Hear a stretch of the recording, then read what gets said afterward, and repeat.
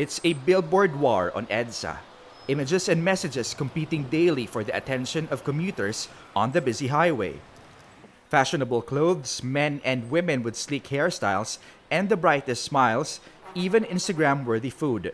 And there's beer to boot. But there's an extravagant type that threatens to outshine them all: LED billboards. These billboards are flashy and potentially dangerous. They've become increasingly popular among advertisers, and they've escaped regulation. The Department of Public Works and Highways admits they have yet to come up with guidelines for electronic billboards. Tignan yung brightness ng mga LED. Kasi actually, yung president nila na nakausap ko, dapat controlled yung liwanag. Delikado kasi.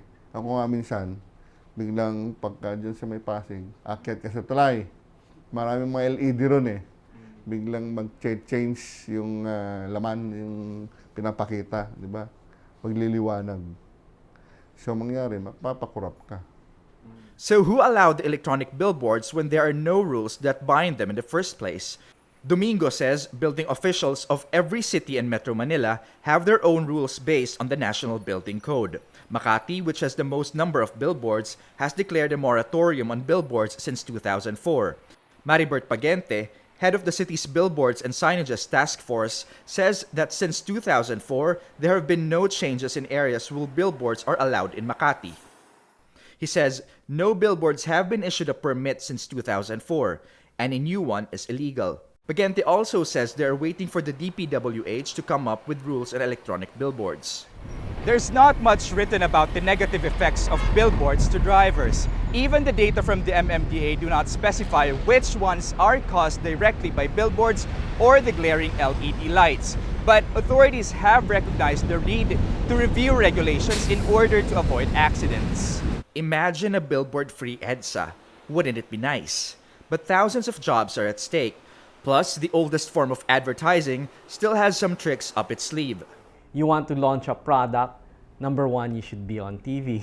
And then number two, you should be on outdoor. This is the medium which we cannot move away from. No matter how much people say that we should take out billboards, you cannot. Pedestrian traffic every day, where we see a lot of traffic also on the streets.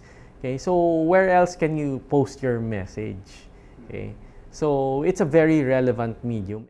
Urban planner Carmi Palafox says instead of total elimination of billboards, perhaps we can instead identify specific places where they are allowed, where content is better curated, and they're designed and built with consideration of the streets, the buildings, and the people using them. She adds, perhaps if we had more beautiful buildings and more greenery in our cities, those involved wouldn't feel the need to cover them up.